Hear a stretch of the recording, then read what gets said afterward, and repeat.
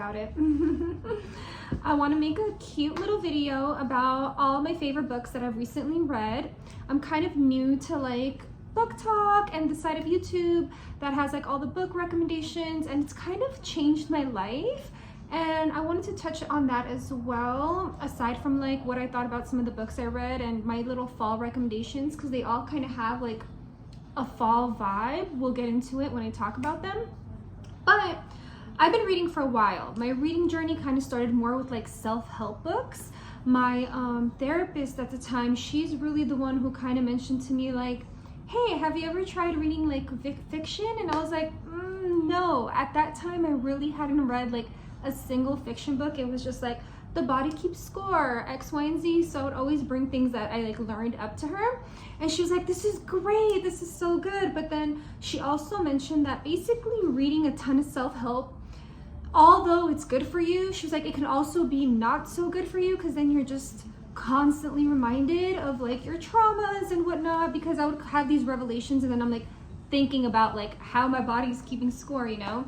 So not as like a form of escape really, but she was like, try reading a fiction book, see how you feel.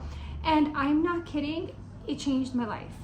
Because yes, it's a form of escape. It really gives me something to look forward to. Like I can't wait to find out what happens, or I can't wait to get home and like be cozy. Just like I'm always spending time alone, and now I feel less alone because there's always like a story unfolding. I get super attached to like a lot of the characters and their lives. And also I'm learning from their experiences. Like there's still so much crazy things going on. It's just not my life personally. And I like that. So yeah, like I don't have a book to read right now. I just finished one of mine and I'm like, I feel empty. Like I have nothing to look forward to. I'm like, I need to go to the bookstore. It just gives me like something exciting to look forward to. Really, that's kind of it, especially now that it's like fall and the weather's getting colder and the sun is setting earlier. You know, I'm like a super beach girl, or I like doing like outdoor activities, and now that I can't, I need something other than like social media scrolling endlessly and like watching TV. I need something more. And reading has been hitting the spot. So let's get into it. I'm gonna start with Yours Truly by Abby Jimenez. I'm sure you've seen it or heard about it to some degree. She has a few books.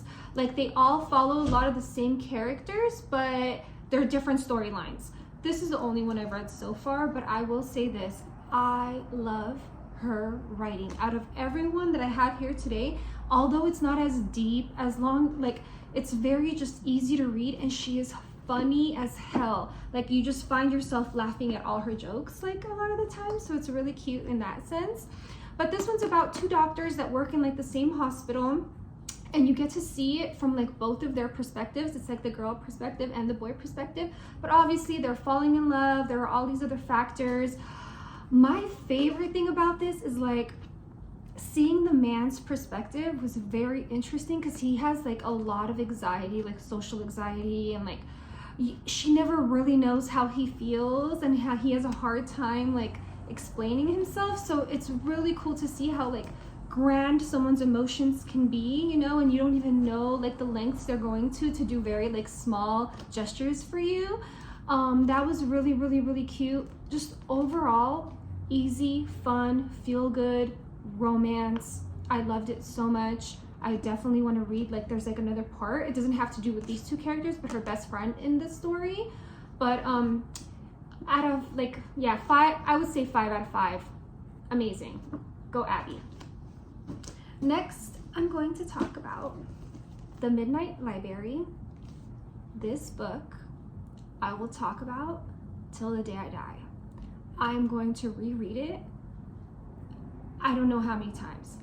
When I say this is probably my favorite book ever in my whole entire life, like 10/10, 11/10, like there's not a high enough rating for this for me personally. It changed my perspective on life, and that's just like amazing.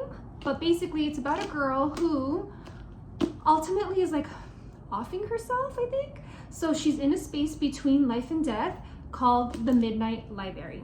And there she gets to go through all these books that are like books of her life, and all the what ifs, and like, has she done one thing differently, like married this person or stayed in the band from high school, like what her life would look like. So she gets to like visit all these lives where she like thought like, oh, my life would be better if I was doing X, Y, and Z, had I not left this job. Like all of these what ifs, she gets to go and visit them at the Midnight Library. And that's all I want to say without like ruining the best part of it for you. But I am telling you, the best thing ever. This one's it for me. Read it. All right, and then we have Mad Honey by Jodi Picoult. I love this. I think out of all the books here, this one's the longest. It's like 500 pages, and it's also the slowest. Like, you get to read it from like a bunch of people's perspective. It's about a woman who moves back to like her hometown with her son, who's a senior in high school, and he has a love interest, his girlfriend Lily, who also moved to this small town with her mom. And basically you get to see the mom's perspective, and then you also see Lily's perspective, who is dead. And her son goes on trial for her murder because he found her. So now they, of course, assume that because they were arguing, that he's the one who murdered her. So you do kind of go on trial, like he goes on trial. So that's the part that's kind of slow, is like really you're kind of in the courtroom constantly. However, while you are there, you really start to see the story unfold.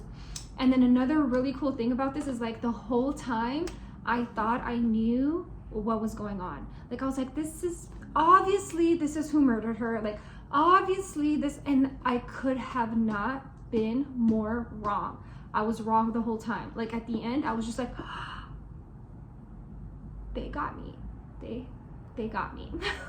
So that's really cool. I can't give any of like the storyline away because it was just so cool to like figure it out as you go. So I don't want to say much, but basically that's what's going on. It's called Mad Honey because the mom is a beekeeper. Her dad passes and she has to go take care of like the beehives and their honey business, which is why they end up in this small town in the first place. I really liked it. I'll give it a 4 out of 5 because it is like a slower read, and I don't think it's for everybody. It definitely did something for me. I truly enjoyed it, and I learned a lot. And again, I can't say why, but very good book. 4 out of 5. Last, but very much not least, is The House Across the Lake by Riley Sager. Yeah, Sager. Her. Him. Could be a boy. I don't know. Sorry. However, this one right here, I could not put down. I could not put it down. When I say like eerie, thriller, murder-ish mystery, like holy shit, the amount of plot twists in this book. Like Mad Honey had one like at the end, like there's always like at the end you're like shocked. This, throughout the entire book, you're like, what what, like I thought I knew what was going on, I don't know. Then it's like it keeps going. Like even at the end when you thought you discovered everything, there's just more. And I was like, I could not put it down. Like if you want to go for a ride, read this. It's so good. It's about a woman named Casey. She's an actress, and she basically goes back to her childhood like lake house that her family has. Her husband drowned in the lake like a year prior or something like that, so she's drinking like very heavily. She got fired from her series that she's on. So her mom tells her like either you're going to rehab in Malibu or you need to go back to the lake house and get your life together because you're sabotaging your whole life. And basically while she's there, she's getting super drunk and she starts to spy on her neighbors. And while she's spying on them, of course, she like sees all these things that are happening within the home. The woman goes missing. She's convinced her husband has something to do with it. And that is all I'm going to say. But I am telling you right now, this shit took me for a ride. Like I was up with my nightlight on. It was like midnight and I was like, I need to finish this book. The last book I'm going to talk about, I don't have it with me because I gave it to a friend who I thought might also enjoy it, but it's called My Husband by, oh darn it, I'll link it or I'll put it up here. I forget, but it's like a French woman who wrote it. It was so fun. I read it in a day. Like, I went to a little bookstore at the beach that I like, and I read it at the beach. Like, it was such a just fun read. It's about a crazy woman, and she's obsessed with her husband, and she just like kind of like punishes him for little things. She's always reading his like body, his every. She's insane. I'm convinced she has like some type of BPD, something. I mean, that's not like the storyline, but to me, I'm like, oh, you're mentally ill. But anyways, she what made it really great really is like you're reading it through her perspective the whole time, and then the last, I'm not kidding when I say just like the last page is like, boom, bitch, you thought you knew, you had no idea. And although that always, like, it's fun, it's kind of frustrating because then it's like, now I want to read the book knowing what I know, but then they tell you the truth and it's over. You're just like, you shut the book and you rethink everything. You're just like, wow, this was kind of like fucked up. The girl that recommended it on TikTok said if you like Gone Girl, which I haven't seen or read, she said it's very like similar in that sense. But I'd give it a 4 out of 5 because again, I read reviews and people were like, this was just stupid. And I'm like, I did not think it was stupid at all. I think that it's not for everyone, but I'm like crazy in that way. So to me, it was really, really fun to see someone else be that crazy. So I was like, yay. But anyways, I think those were all the books I had to talk about today. They all have a very cozy fall vibe. If you read like Mad Honey, I'm telling you, this woman works at like a farmer's market. She sells honey, like her son's on trial. Like, even though I know Halloween is over, there's always kind of like an eerie feel, like especially with like the house across the lake too. It has like some like spiritual aspects or like hauntings, which is really, really cool. Yeah, I'm gonna go to the bookstore today because like I said, I'm done reading, so I'm empty. There's nothing going on in my life. I couldn't be more bored. I think I'll bring you guys along and then we'll go to the bookstore, and I'm looking for a book called The Tenant, which I heard somebody talk about. That was really good. It's about a man who lives in an apartment building, and it's like 3 people's perspective. It's like his daughter's perspective of him, his neighbor's perspective of him, and then also a girl he kidnapped and is keeping hostage in his apartment, her perspective of him. I'm like, ooh, sounds weird, right up my alley. I want to read that. And then also a lot of people are talking about like The Happy Place, and I like to mix it up sometimes. Like if I read something kind of dark, I like to read like a nice little romance book after, because sometimes those feelings kind of stay with me. Like The House Across the Lake definitely did that. Like all night I was like, oh, I'm gonna have like spooky dreams, or you know, who knows. But then once you throw like, what is it, Yours Truly in there, I'm not kidding, I was like laughing. I'm like, this is the cutest fucking thing I've ever read. So I also recommend doing that. Have a little mixture in there. But yeah, let's go to the bookstore and then I'll see if I find the books I'm looking for.